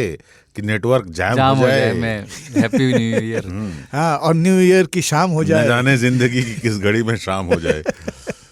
तो ये एक पैक आता था फर्क उसका, है। ऐसे हाँ। 100 मैसेजेस का, 200 मैसेजेस का। दूसरा क्या है कि बात करने के लिए, और ये वो टाइम है जब आप कह रहे हैं ना रिचार्ज का प्रभाव, जब हम PCO से निकल के अचानक से मोबाइल पे आए हैं और जेब में एक फोन है जो कभी भी बज जाता है, और आप बालकनी से निकल के या बस की खिड़की से बाहर झांकते हुए, हाँ भैया, हाँ पाए लगी, है ना, तो एकदम पूरी बैठा देन ट्रेन वहाँ पे। हाँ, निकल गए 2 घंटा में पहुंच रहे हैं। अट जाब दे दिया भाई, दे दिया, है ना। ये जो स्थिति होती थी तो लोग बात करते थे। अब क्या है कि ये सारा संवाद व्हाट्सएप पे हो रहा है, कॉल भी हो रही तो व्हाट्सएप पे कॉल हो रही है। हाँ मम्मी मैं बैठ गई हूँ, फ्लाइट में बैठ गई हूँ, वीडियो कॉल चल रहा है ना। तो वो वहां से वीडियो कॉल चल रही, तो इस्तेमाल का तरीका बदला है। दूसरा क्या है कि उस वक्त की जो आवश्यकता थी वो ये था कि मोबाइल पेनिट्रेशन बढ़ाना है। भले ही 1115 नोकिया इस तरह के फोन हों, लेकिन मोबाइल बढ़े, लोग बात करें, लोग फोन पे खर्च करें। जो लोग हफ्ते में 1 दिन घर पे बात करते थे अपने परदेश में रहते हुए, वो घर वालों से रोज बात कर सकें। ये आवश्यकता पीसीओ से करते थे और नजर रहती थी एक छोटे से डिस्प्ले पे, हाँ, जिसपे सेकंड जो बढ़ता जाता था। हाँ, और दिन में वो 12 सेकंड की वो होती थी ट्रिप, और रात में वो 18 सेकंड की हो जाती थी कि 18 सेकंड में चेंज होगा, है ना। ISDN में 6 सेकंड या 4 सेकंड का होता था। तो उस तरह का संकट रहा। तो हम कॉल से निकल करके जब कॉलो करार पे आए अब रुक जाइए यहीं। ना, तो हम फिर डेटा मैट्रिक्स में आ गए। पहले डेटा नहीं था, पहले दाता था, है ना। उसने कहा कर लो दुनिया मुट्ठी में, अब फिर डेटा आ गया। तो डेटा और मेडुला ऑब्लांगेटा, इसकी जो जद्दोजहद है, इसमें बहुत सारे प्लान मर गए। मैं देखता था लोगों को कि दुकान पे सारी चीजों के दरमियानी गल्ले के बगल में तमाम परचून वाले एक गड्डी रखते थे, गेटिस लगी हुई, आइडिया की गड्डी, है ना, एयरटेल की गड्डी, ये आपके वोडाफोन की गड्डी। उस वक्त तो हच होता था मेरे ख्याल से, वो हच, हाय हच। 2 तरह के छोटा रिचार्ज होते थे, एक होता था आइडिया का, एक होता था इंपीरियल ब्लू का। पौवे से भी छोटा होता था वो, बच्चा जिसको बोलते थे, उसका ऐड भी आता था छोटा रिचार्ज। तो आदमी जो है एक दुकान से आइडिया का लेता था और दूसरे से इंपीरियल ब्लू का। एक दुकान से आइडिया लेके इंपीरियल ब्लू हो जाता था। व्हाट एन आइडिया सर जी। आज उसके पास, हालांकि उसकी आमदनी भी दुगनी हो गई है, पर इंपीरियल ब्लू का बच्चा भी महंगा हो गया है और ये भी बच्चा महंगा हो गया। ये भी महंगा हो गया। सस्ता बस एक ही बच्चा हुआ जो आइडिया बेचता था। बच्चन का बच्चा, वही सस्ता हुआ, बाकी सब बच्चे महंगे हो गए। बच्चन के बच्चे से याद आया, बॉब बिस्सास नेटफ्लिक्स पे आई है, नेटफ्लिक्स पे नहीं, ZEE5 पे आई है, आ गई, रिलीज हो गई। हाँ, और मैं रेकमेंड करता हूँ इस हफ्ते। अभिषेक बच्चन, मतलब बच्चन के बच्चे ने अपने जीवन का सबसे महत्वपूर्ण काम किया है। अरे वो उनकी तरह नहीं है शाश्वत, जिन्होंने की वो कहानी फिल्म में बॉब विश्वास का रोल किया था, पर अपने अभिषेक बच्चन को देखते हुए, उनके पूरे करियर को देखते हुए, ये उनकी बेहतरीन परफॉर्मेंस है। कहानी भी अच्छी है, और मतलब कहानी ही है जिसके बल पे आप उस फिल्म को देखेंगे। तो मैं इस हफ्ते के फिल्म रिकमेंडेशन में ZEE5 पे आया हुआ बॉब बिस्सास आपको देखने के लिए प्रेरित कर रहा हूं। ताऊ ने अगर छोटे रिचार्ज के बारे में इस तरह की बात कह दी है कि उसको देखना चाहिए, बेस्ट काम है, तो मुझे लग रहा है कि राहुल गांधी के भी दिन बहुरेंगे। नहीं, अच्छा काम वो कर रहे हैं, राहुल गांधी भी अच्छा काम कर रहे हैं। बीच बीच में अब जो है उनके होश ठिकाने पर रहते हैं, लगातार कुछ न कुछ वक्तव्य देते रहते हैं।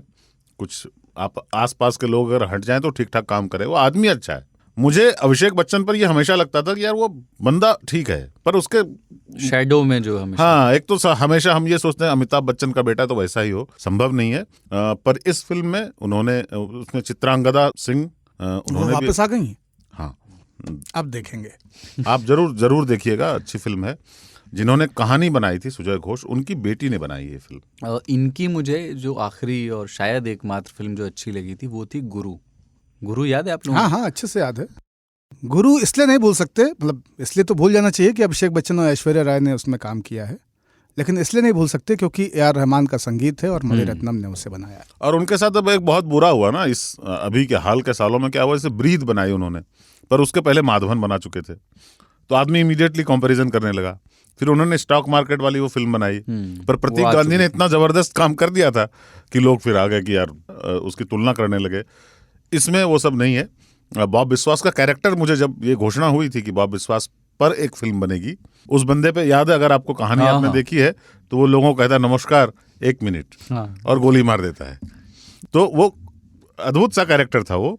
फिर घोषणा हुई कि उस पर एक फिल्म बनेगी उस कैरेक्टर पे, तो उसको देखने के लिए मैंने बॉब बिस्वास देखा। मुझे कुछ आइडिया नहीं था कि वो अभिषेक बच्चन ऐसा ठीक ठाक काम कर लेंगे, पर देखने के बाद मुझे लगा कि नहीं, शायद अब ये लोग खिल रहे हैं। उसका कारण है अच्छी कहानियां।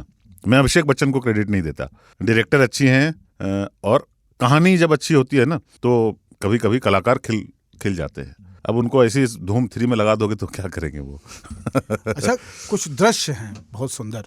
वो ये है कि एक तो ये हो गया कि गल्ले के बगल में रिचार्ज की गड्डी रखी है। एक दृश्य है कि एक रिचार्ज का इस्तेमाल किया हुआ कूपन जो अभी 5 मिनट पहले किसी ने फेंका है। अरे बस पूछिए मत। उसके नएपन को देख के लोगों को लगता है कि कहीं गलती से गिर तो नहीं गया, बिना घिसा तो नहीं है। और लोग बारहा उसको पलट के देखते थे, उठा के देखते थे, है ना, कि ये बचा है कि। और फिर जब वो पलटता था ना तो हृदय एकदम चूर चूर बुकनी हो जाता था, क्योंकि किसी 1 रुपया 2 रुपया के सिक्के से उसे बर्बरता पूर्वक खुर्चा जा चुका होता था। शादी में मैंने देखा है शादी में जनवासे में सवेरे लोग जो है कह रहे थे कि भैया आपके यहाँ रिचार्ज वाला कहाँ है ना। अच्छा। तो हाँ, क्योंकि रिचार्ज करा के चले थे कि कल बारात निपटा के कल वापस आएंगे, तब तक काम चल जाएगा। लेकिन उत्साह में ज्यादा बतिया गए, अब क्या करें। तो उत्साह में जब रात में ज्यादा बतिया गए, है ना, तो उस सूरत में कोई मिल गया, उसने कहा अरे अभी आए नहीं लेकिन आपको याद करे थे, आज के इलाहाबाद में पोस्टिंग है फायर स्टेशन में, अरे नंबर दियो अब लगाए थे। हाँ भैया, अरे आप तो मिलत नहीं हो, है ना। वो शुरू हो गया, भैया अभी सब रायते हो रहे हैं, पूरी खीर के साथ में ये भी कट रहा है। तो इन सारी वार्ताओं में पता चला कि जो रिचार्ज कल शाम तक उन्होंने बचा कर रखा था, कह रहे यार रात ज्यादा बतिया ली ना, खत्म होगा। तो वो लोग होते थे। अच्छा, बॉब विश्वास के बारे में एक और चीज। हाँ। उसमें एक कल्चरल नुआंस बहुत बढ़िया आया है कि आदमी हथियार लेने जाता है एक दुकान से, तो बोलता है कि नक स्वामिका देना, अर्निका देना। दी बंगाली ऑब्सेशन विद होम्योपैथी। उन्होंने इस देश को कितनी चीजें दी हैं, उनके योगदान को मैं लाल सलाम करता हूँ। पहला तो लाल सलाम, लाल टोपी, ठीक है, जिसने हमको मतलब पता नहीं क्या कर दिया। और दूसरा होम्योपैथी, ये भी बंगालियों की साजिश है। बर्बेरिस। हाँ। तो पर वो रेफरेंस जो है ना, मुझे बहुत अच्छा लगा। कि वो गोलियां लेने जाता है दुकान में, तो कहता है कि नक्स भूमिका देना। और वो रेफरेंस बार बार आता है। मैं ज्यादा नहीं बोलूंगा क्योंकि फिर आप लोग एंजॉय नहीं कर पाएंगे, पर एक कल्चरल पॉइंट जो है वो रख देना। ताऊ को कहीं से भी मौका मिल जाए होम्योपैथी की भर्त्सना करने का ना, मतलब होम्योपैथी के बहाने बंगाल और क्रांति और वाम सबको इन्होंने लपेटा, लेकिन दरअसल इनका निशाना जानते हैं, नक्स भूमिका पे है। देखिए, गरियाता में दो ही चीज को हूँ, धर्म को और होम्योपैथी को। और होम्योपैथी को मैं धर्म ही मानता हूँ। आप ये कभी कभी गौर करना, एम्बुलेंस वाँ वाँ वाँ वाँ वाँ करके चल रहा हो सड़क पे, उसके पीछे जाना, वो किसी न किसी हॉस्पिटल जाएगी, न मंदिर, न मस्जिद, न होम्योपैथी में। अगर ये चीजें बचाती हैं तो एम्बुलेंस तो सारे मंदिरों के सामने खड़े होने चाहिए कि बाबा बचा लो, ये रहा आदमी, अभी इसको हार्ट अटैक आ रहा है। एम्बुलेंस सारे हॉस्पिटल ही क्यों जाते हैं, होम्योपैथ के यहाँ क्यों नहीं जाते? और मंदिर, मस्जिद, गुरुद्वारे और गिरजाघरों तक क्यों नहीं जाते? बस मेरा सवाल इतना ही था। होम्योपैथिक आईसीयूज भी नहीं होते अपने यहाँ, सबसे बड़ी बात ये। नहीं, वो तो होम्योपैथी में तो होता ICU। आप हमारे पास आइए, जीभ दिखाइए, आंख में टॉर्च मार के ऐसे देखता होम्योपैथ जैसे उसको समझ में आ रहा हो कुछ, ठीक है। ये जैसा है वो नाड़ी देख करके भविष्य बताते हैं ना, बिल्कुल वैसा ही हाथ पकड़ के बैठा हुआ है, बहुत देर तक सोच रहा है। अब फिर आपको पूछेगा कि नींद अच्छी आती है, सपने आते हैं, कौन सा सपना आता है, कल रात में क्या आया था, ठीक है। बहुत साइकोलॉजिकल चीज है। आधा घंटा कोई डॉक्टर अगर आपकी बात सुने, होम्योपैथी जिंदा इसीलिए है कि साले जो रेगुलर डॉक्टर है वो सुनते नहीं है। आते क्या हुआ, अरे जो पूछ रहे हैं वो बताइए आप। जैसे ही आपने शुरू किया ना कि देखिए पीछे, अरे जो पूछ रहा हूँ वो बताइए, टाइम नहीं है मेरे पास, और लिखना चालू कर देते हैं। इसलिए उनको डॉक्टर पे भरोसा नहीं होता है। होम्योपैथ के पास टाइम बहुत होता है, क्योंकि उसके पास ज्ञान तो होता नहीं, तो वो टाइम से निकाल लेता है काम। होम्योपैथी के जितने भी समर्थक लोग हैं जो सुन रहे हैं, आज बहुत बहुत बढ़िया चिट्ठियां आई हैं। आप खुल के करिया लें मुझे। पर हकीकत ये है कि कभी कभी आपको ना भैया, मतलब देखियो, कभी कभी आपको मानना चाहिए कि मैं गलत हूँ। देखिए ताऊ, हम लोग बात कर रहे थे छोटा रिचार्ज पे। होम्योपैथी जो है ना, होम्योपैथी छोटा रिचार्ज है। 2 घंटे का एक एपिसोड। होम्योपैथी छोटा रिचार्ज है। अच्छा, आप लोगों के समय में जब ऐसे फोन या मोबाइल जब आया था, उस समय जो शायद 2 दशक पहले या उस समय की बात होगी, आपको रेट्स याद हैं कि करने का कितना रुपया लगता था और उठाने का कितना लगता था? तो हम इस मामले में थोड़ा पिछले हैं ताऊ। 16 रुपये से मैंने शुरू किया था प्रति मिनट। अरे बाप रे। हाँ, तो वो शुरुआती रेट ऐसे ही था, 16 रुपए। आने के भी लगते थे। हाँ, बहुत दिनों के बाद वो आने का बंद हुआ है। लोग जो है फोन बहुत हिम्मत से उठाते थे कि उठाऊं या नहीं उठाऊं। और जनरली हम लोग क्या करते थे, घर फोन करना हुआ ना, तो फोन करके मिस्ड कॉल नहीं मारते थे। मैंने कभी नहीं मारा। मैं फोन करके इतना कह देता था उस पहले मिनट में कि अगर कुछ जरूरी कहना हो तो, और फिर कहता था अब वापस फोन करो।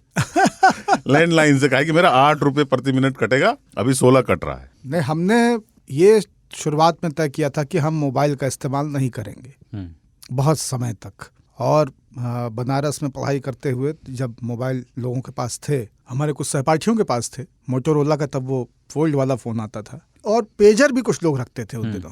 उसके बाद हम दिल्ली आए, और दिल्ली में 2004 तक मैंने कोई मोबाइल नहीं लिया। लेकिन जहाँ पे नौकरी कर रहे थे और वो काम पत्रकारिता का था, तो एक दिन मुझे बुला के कहा गया कि आप वायसराय हैं क्या, कि जब हम आपसे संपर्क करना चाहें तब आपसे संपर्क नहीं कर सकते, जब आप चाहेंगे तभी संपर्क कर सकते। नहीं, हम संजय राय। तो मजबूरन मुझे फिर एक फ़ोन खरीदना पड़ा और तब श्री श्री नोकिया 1100 पहली बार हाथ में आए। कट कट कट आवाज आती थी इसमें से जब और आप वो लोग पेजर युग में नहीं थे। पेजर युग में थे, लेकिन अपने को पेजर से कोई प्रेम नहीं था। हमको जो है वो आता था, मोटोरोला पेजर वाला। अपने कमर में हम लगा के रखते थे, बेल्ट में बांध के मोटोरोला का, और उसमें आता था। तो हम पेजर वाले कभी नहीं रहे और हम मोबाइल वाले भी नहीं रहे। तो 2004 में, और मेरा जो नंबर है वो 2004 से चल रहा है। यही नंबर है, यही नंबर, वही कंपनी, वही नंबर। अब तो आपको मुफ्त दे देना चाहिए कंपनी को इतना 2004 से एयरटेल का यही नंबर, और हम शुरुआत से पोस्ट पेड है, प्रीपेड वाले हम है ही नहीं। ये मेरे से हो नहीं सकता है कि मैं इस चीज को भी प्रबंधित करता रहूं कि ये खत्म होने वाला है, अब इसको वो करा लो। मतलब घर में मैं दाल एडवांस में खरीद के रखता हूँ, तो मैं कभी डिब्बे किचन के नहीं भर रहा होता हूँ। जो किचन का एक स्टैंड बाय स्टोरेज है वो खाली होता है तो सामान खरीद रहा होता हूँ कि भाई ये स्टोरेज में मूंग खत्म हो गया है, इसका मतलब कि मूंग सारी डिब्बों में जा चुकी है, तो अब स्टोरेज में फटाक से 1 किलो मूंग रिचार्ज करो फटाक से। मैं भी कन्फेस करता हूँ कि हम कभी रिचार्ज नहीं करवाए। हम गरीबी के दिन से भी पोस्ट पेड में ही रहे। ये आप पहले भी बता चुके एक बार। कभी कई लोगों ने ये बताया कि हाँ क्यों इसमें बहुत महंगा पड़ता होगा, लेकिन हमको लगा यार वो बहुत झंझट नहीं होना चाहिए। बिल दे दूंगा महीने के, मैं ये 10 रुपए हाँ, जितना हमको बतियाना हम बतियाएंगे, तुमको महीने के आखिर में जो चाहिए ले जाओ, काम खत्म है ना। किसी से बतिया रहे हैं, बतियाते बतियाते अचानक से संवाद बंद हो गया। उसका 2 दिन बाद वही सज्जन मिले, उनसे आपने पूछा क्या भाई तुम तो फोन बंद हो गया, तो ठीक ठाक तो था, आप यहाँ 2 दिन से पगलाए हुए हैं, गिर गए, टूट गए, फूट गए, बाइक पे थे, है ना। कहे ना है यार रिचार्ज खत्म हो गया रहा। हमारा टूटुआ रहा है। एक होती थी मिस्ड कॉल समाज, बाप रे। और मतलब हाँ यूपी में कहते थे, मतलब वो काल होना, हमारे यहाँ बोलते थे मिसकाल। हाँ मिसकाल, वो वही उस पर गाना भी बना है। तो वो ऐसे किसी का कॉल नहीं आता था, वहाँ किसी का काल आता, बोले आपका काल आया है, बोले काल तो भैंसे पे आएगा। काल ही है वैसे। हाँ। बहुत सारे कॉल ऐसे होते हैं जो काल ही होते हैं, मैं भैंसा देख सकता हूँ। तो उसमें ये होता था कि मालूम होता था कि हमारे रिश्तेदारों में मिस कॉल कौन मारता है। फ़ोन आता था कि मैं पापा मिस कॉल आई आपके फ़ोन में, अरे वो होंगे लखनऊ वाले तुम्हारे फूफा। तो रिश्तेदारों की पहचान की एक पद्धति भी थी वो। और कई बार जिनके बारे में आपको मालूम होता था कि अरे दादी फ़ोन करवा रही हैं किसी दूसरे के फ़ोन से गाँव से, तो आप मिस कॉल ही आती थी, पर कभी आता हुआ आपके हाथ में आ भी जाए आप काट देते थे और काट के करते थे। हाँ, कहा कि उनका भी लग जाता था ना। मिस्ड कॉल वाले का घर रिसीव कर लो, अरे मिस कॉल मार रहे थे यार, तुम रिसीव कर लिए, हमारा कट गया। कुछ दोस्त होते थे जिनको मिस कॉल मारी जाती थी, लेकिन वो स्किल्ड थे, वो चुनौती कहते थे कि वो पता है आपने ये वाला गेम नहीं खेला होगा। एक लड़के, अपने एक दोस्त ने फोन हाथ में रखा, दूसरे ने सामने रखा, बोले मेरे पे मिस कॉल मार के दिखा। अच्छा। वो सामने सामने फोन रखे और ये चैलेंज देता था कि तू मिस कॉल मार देगा तो तेरे को 100 रुपए दे दूंगा। हाँ। तू मार ही नहीं पाएगा क्योंकि मैं रिसीव कर लूंगा। तो वो उसमें रिफ्लेक्शन का खेल था, तू मार के दिखा। 100 रुपए की शर्त लगती थी इस बात पे। वो इतने स्किल्ड लड़के होते थे कि उठा लेते थे। हमारी माता जी जब भी कॉल करती रही हैं तो मैं उनका फ़ोन काट करके वापस कॉल करता हूँ। अब क्या किया है कि मैंने उनका नंबर अपने वाले अकाउंट में पोर्ट करा लिया है। तो 3 सिम घर के ऐसे हैं जो मेरे खाते में चल रहे हैं और उनका सबका पैसा एक साथ जाता है। तो वो हम एक रखें या तीनों रखें, पैसा जाना है उतना ही है। तो अब क्या है कि उनका कॉल आता है तो मैं उठा लेता हूँ। अन्यथा एक ये प्रवृत्ति बनी रही अभी हाल फिलहाल कुछ महीनों पहले तक कि वो कॉल करेंगी तो मैं फ़ोन को काटूंगा और फिर वापस कॉल बैक करूंगा। लेकिन मिस कॉल की सबसे खूबसूरत चीज़ जानते हैं क्या है? ये जो लोग कहते हैं ना आजकल, हम पहले नहीं सुनते थे, हालांकि ये पिछले 15 साल में 10 साल में इस शब्द का प्रयोग मैंने देखा, उसके पहले नहीं देखा था। मिस यू, मिस कॉल मारतिया। ये महान कवि श्री मनोज तिवारी जी की रचना है। हाँ, तो मिस कॉल और मिस यू ना एक साथ भारतीय समाज में व्यापे हैं। छमक छमक छम। हाँ। वो उसमें ना लोग ऑफेंड हो जाते थे। जैसे फोन किया, अरे आपकी मिस कॉल देखी तो अभी आपको फोन किया। बोले मिस कॉल का हम पूरा कॉल किए थे, आप उठाए नहीं। तो बोले नहीं भाई, छूटी हुई कॉल को भी मिस कॉल ही बोलते हैं। जानबूझ के मारी गई नहीं। तो ये भी था एक, मतलब लोग ऑफेंड हो जाते थे किसी को, यार तुम मिस कॉल दे रहे हो, आपको क्या लग रहा है, मैसेज बस कर रहे थे। हाँ, एक चीज और आखिरी कि महिलाएं जब रिचार्ज की दुकानों पे जाती थी उनके संकट अलग होते थे।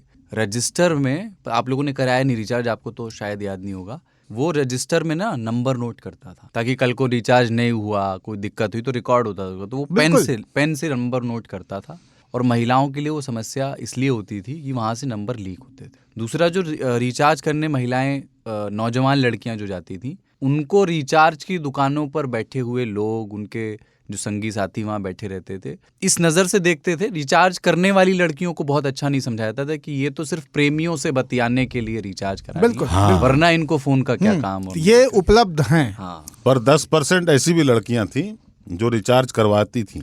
उनके भी किस्से बहुत मशहूर होते थे कि वो रिचार्ज करती नहीं थी, हाँ, वो रिचार्ज करवा लेती थी हाँ, एक SMS के खर्चे पे। क्या करते हो, तुमको बहुत मिस करते हैं।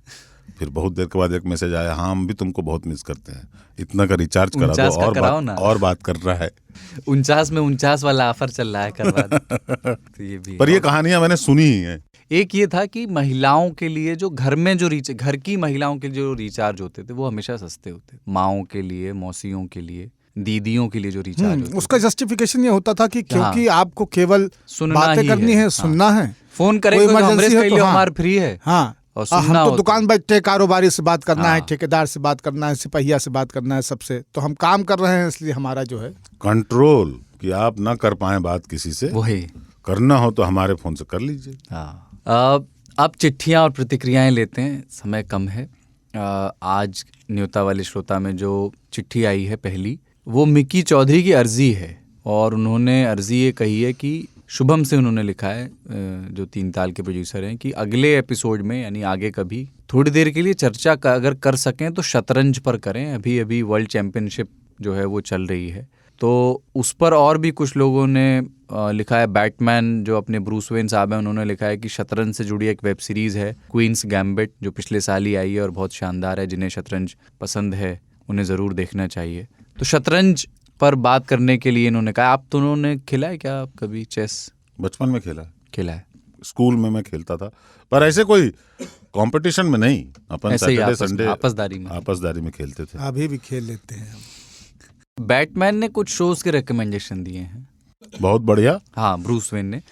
इन्होंने लिखा है द क्राउन देखिए अगर ना देखा हो। राइटिंग, रिसर्च, डायरेक्शन, एक्टिंग हर तरफ से बेहतरीन। सुना है अगले साल नया सीजन भी आ रहा है। वाह, हमको खुशी है कि क्राउन को और लोग भी पुश कर रहे हैं। हाँ, बाबा बहुत पुश किए हैं इसको। हाँ, तो हमको तो बाबा ने बहुत कोशिश की, क्राउन दिखवाइए देंगे इनको। सीजन बहुत लंबे, जब मैं और किसी हम के भी पास वहाँ से लंबाई सीजन से हम तो घबरा जाते हैं। किताबें लंबी लंबी आप बहुत पढ़ते हैं, तब नहीं पिराता हाथ आप लोगों का। इन्होंने आगे और भी नहीं, ये बहुत अच्छा ऑप्शन हो गया। बहुत किताबें नहीं पढ़ पाए तो उस घटना से संबंधित अगर आप कोई सीरीज है देख लें तो आपका ज्ञान उतना ही बढ़ जाता है और देखी हुई चीजें याद भी रहती हैं। पर दिक्कत क्या है कि सीजन होते हैं, एक सीजन, फिर उसका दूसरा सीजन, फिर तीसरा सीजन, इससे मैं घबरा जाता हूँ। पिक्चर में ना बाप विश्वास टाइप 2 घंटे में निपट जाता है। इन्होंने और भी रिकमेंडेशन दिए हैं। एक है कॉस्मोस, साइंस डॉक्यूमेंट्री। होमलैंड जो कि नील डिग्रास टाइसन, कॉस्मोस। जीओटी का इन्होंने लिखा है और चर्नोबिल का लिखा है। चर्नोबिल तो आप लोगों ने देखा ही देखा हुआ। और ये सारे हॉटस्टार के हैं। इन्होंने जीओटी और हैरी पॉटर 2 ऐसी चीजें जो मैंने नहीं देखी हैं। अच्छा। और इच्छा नहीं है देखने पर की। मुझे तो जीओटी अच्छा लगता है। House of secrets, you, sex education, फौदा और नार्कोस, ये इन्होंने नेटफ्लिक्स के सजेस्ट किए हैं और एप्पल टीवी के सजेस्ट किए हैं। इंडिया में यार सेक्स एजुकेशन बहुत देखा जाता है। मैं देखता हूँ नेटफ्लिक्स के टॉप 10 में वो रहता है हमेशा। लेकिन उसका असर नहीं दिखता। हाँ, हमको क्या आवश्यकता है एजुकेशन की। हाँ, हम लोग कितने 100 कितने करोड़ हैं? सामान्य मानवी की।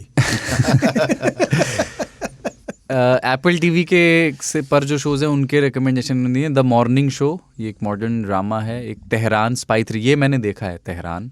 और टेड लासो, ये एक कॉमिक सोशल ड्रामा है। बहुत लंबी लिस्ट है, ऐसे याद करने बैठो तो याद नहीं आता, लेकिन जितना अभी मैंने बताया वो सब बेहतरीन कंटेंट है। पंकज जी की चिट्ठी आई है हरियाणा वालों की कि पेंशन वाली जो बात हुई थी उस पर, कि बाबा पेंशन 5 बार सांसद बनने पर 5 गुना मिलती है।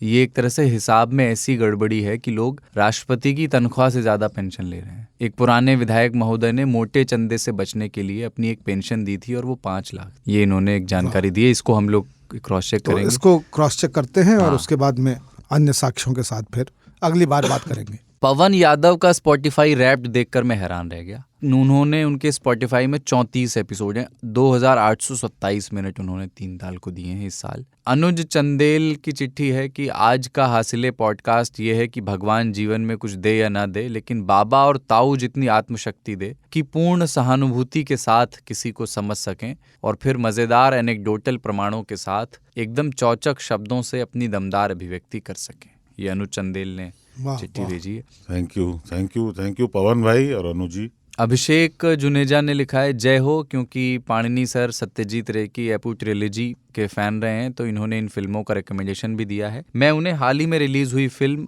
अविजात्रिक रिकमेंड करना चाहूँगा।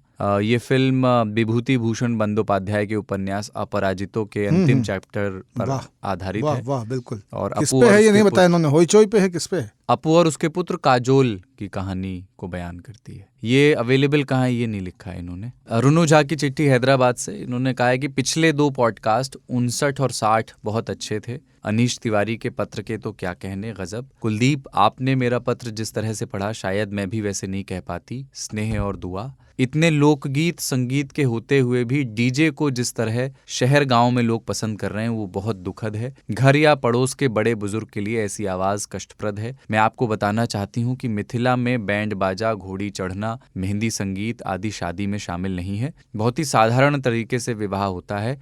उम्मीद करती हूँ कि टीवी सिनेमा की नकल लोग ना करें। ताऊ ने एक एपिसोड में कहा था, गरीबी पर चर्चा करते हुए, लोग कैसे कुछ पीते रहते हैं। इसी बात को आगे बढ़ाते हुए कहना चाहती हूँ कि एक पुरुष शादी करने जा रहा है और सामने किसी स्त्री के गोद में बच्चा हो और उसके सिर पे लाइट उठा रही हो वो, तो वो कैसे देख पाता है? अपनी खुशी में किसी और का दर्द उसे दिखता ही नहीं। 3 ताल के 60वें एपिसोड से पता चलता है कि निर्भीकता बाबा को अपनी माँ से विरासत में मिली है। स्पेस में सरदार ने दोनों से माँ और पिता दोनों से। स्पेस में सरदार ने कहा था कि यहाँ कोई किताब खरीद कर पढ़ने वाले नहीं है, बस फ्री का पॉडकास्ट सुनते हैं। एक आज्ञाकारी श्रोता ने दोनों किताबें खरीद ली हैं। अटैचमेंट देखिए, इन्होंने फोटो भेजी है जो आपने मन्नू भंडारी की किताबें सजेस्ट की थी। 3 ताल के व्हाट्सएप ग्रुप में शामिल ना होने का कारण यह है कि व्हाट्सएप ग्रुप से डर नहीं लगता भाई साहब, व्हाट्सएप फॉरवर्ड से लगता है। Good morning. और गुड मॉर्निंग। वैसे हम लोग उस पर फॉरवर्ड पे बैन है। हमारे ग्रुप में हम लोग व्हाट्सएप फॉरवर्ड नहीं, इक्का दुक्का कोई कर देता है हफ्ते में 1 आध बार, लेकिन उस पर बैन है और हम वो याद दिलाते रहते हैं कि फॉरवर्ड्स ना करें। इन्होंने एक सवाल भेजा है ताऊ और बाबा से कि जब आप किसी को बेबाकी से, सच्चाई से, ईमानदारी से सार्वजनिक तौर पर अपनी बात रखते हुए या किसी का विरोध बिना डरे हुए करते देखते हैं तो आप क्या सोचते हैं? क्या आपको भी लगता है कि उसका सीए अच्छा होगा, उसका कोई वीडियो उसके पास नहीं होगा, इनकम टैक्स की चोरी नहीं की होगी या कुछ और? ज़रूर बताएं। रुनु झा हैदराबाद। जब ईमानदारी से और किसी को निर्भीकता से बात करते देखते हैं। सर्वेश्वर दयाल सक्सेना की एक कविता है, भूख। जब भी भूख से लौने कोई खड़ा हो जाता है सुंदर दिखने लगता है। वो तोता हो, बाज हो, कोई इंसान हो। तो अगर सच की भूख किसी को बोलने की स्थिति तक लेकर आती है तो सबसे पहला ख्याल नहीं आता है कि उसका सीए अच्छा है, कि उसके पास उसका कोई वीडियो नहीं है, कि उसने कभी कुछ ऐसा नहीं किया। सबसे पहले ख्याल ये आता है कि सुंदर आदमी है, इसने हौसला दिखाया है।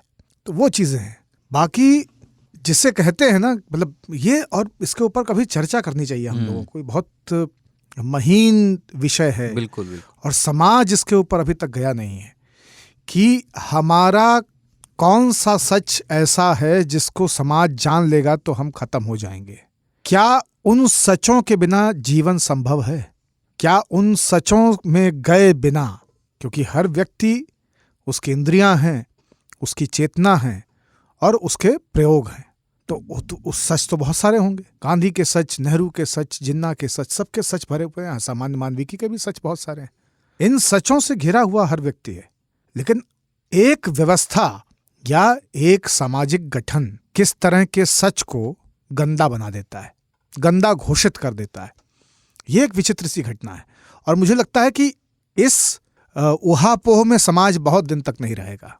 मुझे लगता है कि दशक चाहता है जब लोग कह देंगे देख ले तू भाई सानू की, तो वो वाली स्थिति आने वाली है। क्योंकि ऑलरेडी आप उस लाइन को पार कर चुके हैं जहां पे आप सच बचा सकते थे। अपने व्यक्तिगत सचों को बचाने की जो ज्यामिति है उससे बाहर आपका गुनिया प्रकार ऑलरेडी जा चुका है। आपके सच के बारे में आपसे ज्यादा जानने वाले लोग हैं ऑलरेडी, और किसी के भी सच को उससे ज्यादा जानने वाले लोग हैं, चाहे वो तकनीक के रूप में हो, चाहे वो व्यक्ति के रूप में हो, चाहे वो सत्ता के रूप में हो, चाहे व्यवस्था के रूप में।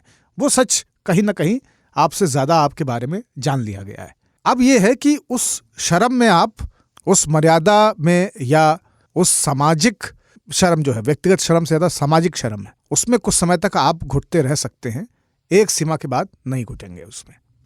ताऊ, मतलब आपसे भी एक बार कि जैसे किसी को आप देखें सार्वजनिक जीवन पे, टीवी पर किसी को बोलते हुए देखें, वो नेता हो, एक्टिविस्ट हो, छात्र हो, और आपको लग रहा है कि ये निर्भीकता से सच कह रहा है, आपको हैरानी होती है क्या आजकल ऐसे किसी को देखकर, या नहीं, प्रसन्नता का भाव आता है, या क्या है उसके? मैं प्रसन्न तो होता नहीं, हाँ, और हैरान कभी कभी होता हूँ।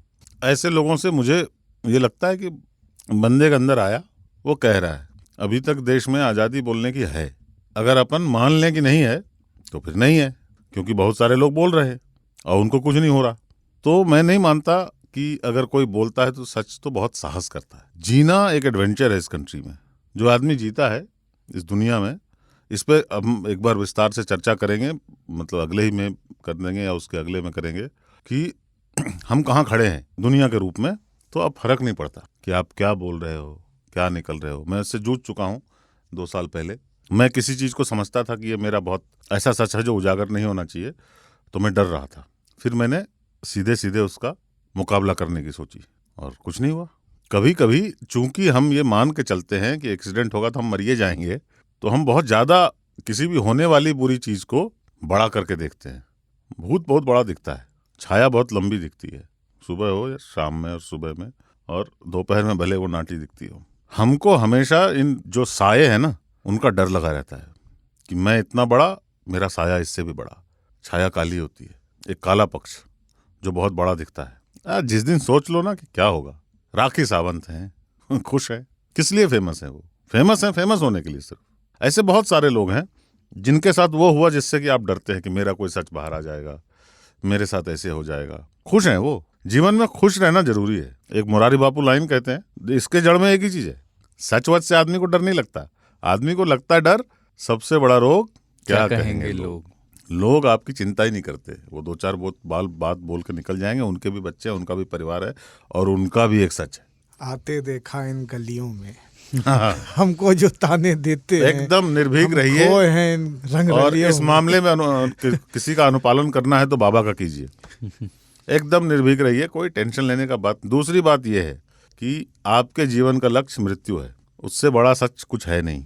आप उससे डरते रहते हैं क्योंकि डेट मालूम नहीं है।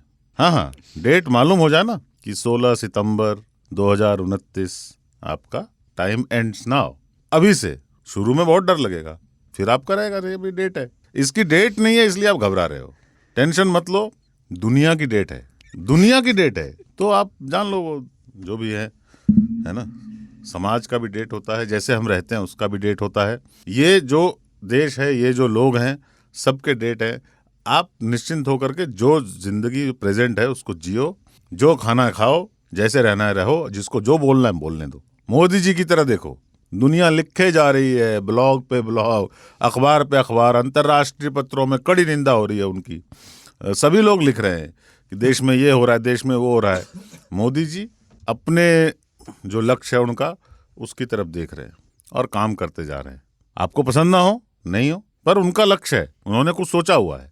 अगल बगल नहीं देख रहे। वो कृषि बिल भी ले आते हैं, ज्यादा झंझट होता है वापस भी ले लेते हैं। ऐसे भी घर में भी आप अपने कभी कभी कोई बिल लाओ, घर के लोग विरोध करें, वापस ले लेना। डिमोनेटाइजेशन करने का मूड हुआ, 8 बजे कर दिया। जीएसटी सभी लोग उठा करके रख देते। इतना गर्म था ना मुद्दा, कांग्रेस की सरकार, उसके पहले की सरकार, कब से चल रहा है बात, उठा के रख देते थे। इन्होंने कहा नहीं, करना है तो करना है। ये भी देख लीजिए, जिता के कांग्रेस ने कितने काम अपने करा लिए।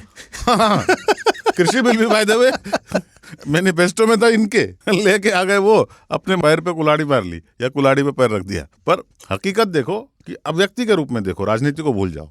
बंदा चालू है।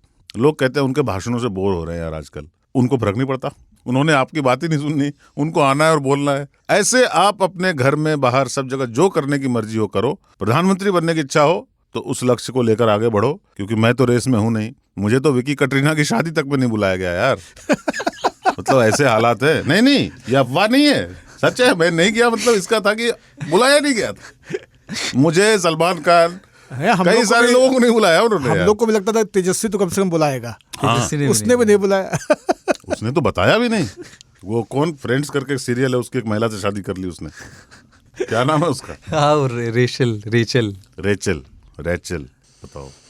ठीक है, राजेश्वरी हो गई वो। राजेश्वरी हो गई अब नाम बोल। तो 3 ताल के इस एपिसोड में इतना ही, पर इस पर बात अपन जरूर करेंगे कि सच और झूठ का जो फेर है और सच के जोखिम जो हैं उसको एड्रेस करने के, और झूठ की भी अपनी उपयोगिताएं कही जाती हैं। श्लोक में कहा गया किसी की जान बच रही हो तो झूठ बोला जा सकता है। सच, सारे धर्म ग्रंथ झूठे हैं, उपयोगिताएं तो है उनकी। तो वो दोनों पे सच एक झूठ है। हाँ। जिंदगी ख्वाब है, ख्वाब में सच है क्या और भला झूठ क्या। इंसान ख्वाब देख रहा है ख्याल में। सही है। क्या बात, जिंदगी ख्वाब है, ख्वाब में झूठ क्या और भला सच है क्या। उस आदमी की तरह मैं एक बार चलना चाहता हूँ धोती पहन के, उसी मूड में। ठीक है, तो अब अगले एपिसोड में शनिवार को अगले फिर मुलाकात होगी, और नंबर वही है 9953332303। इस पर आप मैं भी 3 तालियां लिख करके भेज देंगे तो हम आपको अपने व्हाट्सएप ग्रुप में भी शामिल कर लेंगे। और अगर लंबी चिट्ठी भेजना चाहते हैं तो radio@aajtak.com पर ईमेल कर सकते हैं। Spotify, Google podcast, Apple podcast, Jio Saavn, Wynk, Hubhopper, इतनी जगह गाना, इतनी जगहों पर हम हैं, वहाँ पर हमें सुन सकते हैं। वरना हमारी वेबसाइट तो है ही podcast.aajtak.in। और जहाँ पर रेटिंग का सिस्टम है, ये podcast.aajtak.in टाइप करना बहुत मुश्किल है यार।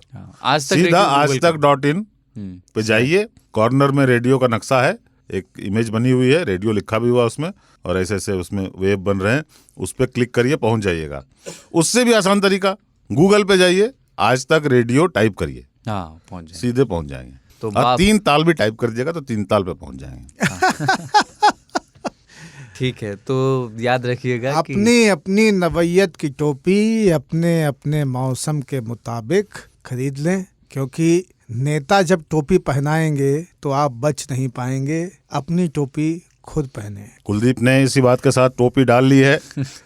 लेकिन मैं आप लोगों से आग्रह करूंगा कि ये जो 3 ताल आपने तो सुन लिया, यहाँ तक अगर आप पहुंचे हैं तो अपने दोस्तों को, परिवार वालों को, क्योंकि बहुत वयस्क तो कार्यक्रम है नहीं हमारा, पूरा जनरल रेटिंग है इसकी, यूनिवर्सल, तो आप इसको शेयर करें ट्विटर पे, फेसबुक पे या व्हाट्सएप पे, अपने यहाँ पे लोगों को और बताएं। हम चाहते हैं कुछ और लोग सुने और फिर हमको भी थोड़ा मजा आता है, ताकि बैठ करके हम लोग यहाँ जो 2 घंटा करते हैं उसका कुछ तो सिला मिले। और सनी कुमार वैसे हर एपिसोड के बाद एक मीम बनाते हैं, कम से कम एक मीम तो बनाते हैं, और वो ट्विटर पे डालते भी हैं। 3 ताल पे मीम बनाने लगे हैं सनी कुमार, तो उनका आप इतना जान लो, गांधी जी ने कहा था the end justifies the memes. आपको ये देखना उद्देश्य क्या है उनका।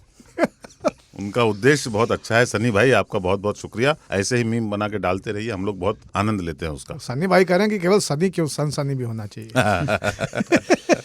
शादी कर लेंगे तो हो ही जाएगा। हाँ ठीक है, तो ताऊ बाबा और सरदार की ओर से, हाँ 3 ताल याद रखिए कि 3 ताल वर्णन नहीं है, विस्तार नहीं है, 3 ताल घटना है। तो बाबा, ताऊ और सरदार की ओर से जय हो। जय हो, जय हो, जय हो, जय हो।